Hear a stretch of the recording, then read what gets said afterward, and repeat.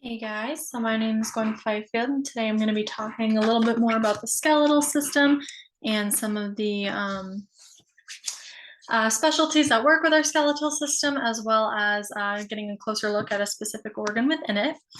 And so the first thing we're going to look at is what sort of people study the skeletal system. And so the skeletal system, as we mostly think about, is the study of bones, but it also includes your joints, ligaments, and tendons. And so the study of all those features is osteology. So someone who studies that is called an osteologist.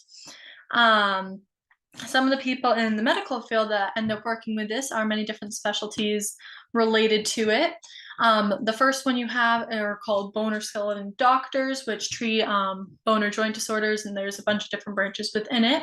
So the first one of those is an orthopedic surgeon or an orthopedist, and so they look at both the skeletal system and the muscular system and how they're working together to create movement. Some other forms of bone doctors are chiropractors, and they really focus on the alignment of joints within your body. Or there's also podiatrists, which is like a foot chiropractor, and so they look at the alignment of joints within your foot. And lastly, there's osteopaths, which is kind of a alternative to medicine that focuses more on the manipulation of bone joints and muscles, and really does more stretching to make sure the bones, muscles, and ligaments are all working together. And so we're going to specifically look back into one of the organs of our skeletal system. And so bones are the major organ of the skeletal system. So we're going to start with this humerus bone, which is this long bone right here. And so it's a long bone that is, for its anatomical position, it is distal to the pectoral girdle. So this is your pectoral girdle. And so it's an appendicular limb of the bone. So it is distal and away from the center over there, and then but it's also proximal compared to your radius and ulna because it's closer to your central part of your body. And then when comparing it from the midline, the humerus would be considered lateral over from the heart. And then this is also inferior to your glenohumeral joint, which is your shoulder joint up here, and so it's inferior because it's right below that. And so some anatomical landmarks that distinguish our humerus bone includes this head, which is the area that fits right into that glenohumeral joint.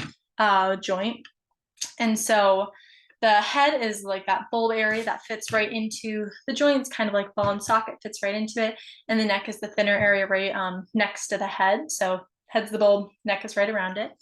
And then there is the greater tubercle, which is basically a ridge along this lateral portion of the bone, and it allows for muscle attachment there because it's got a little ridge with a flat area right beside it.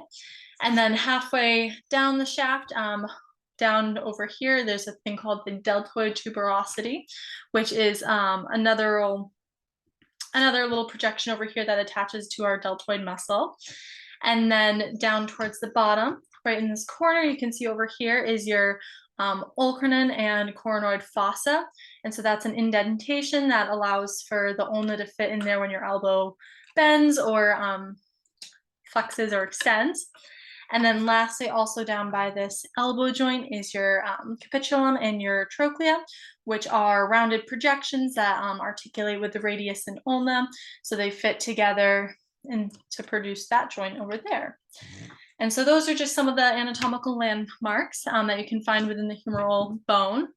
And then lastly, we're going to talk about the main function of this bone. So the main function of this bone, like most other bones, is to provide structure and movement within the bone. Blood cells produce, and you can also store minerals and calcium. Specifically for the humerus, though, it has the function of connecting both the ulnohumeral joint, which is the elbow joint, as well as the glenohumeral joint, which is your shoulder joint.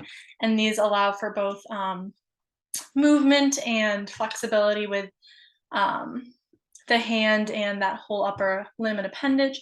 So the humerus specifically plays a big role in muscle attachment and movement of that upper limb, as well as a stabilizing protective feature that the muscles can bind to. So if you have any questions, please leave them down below.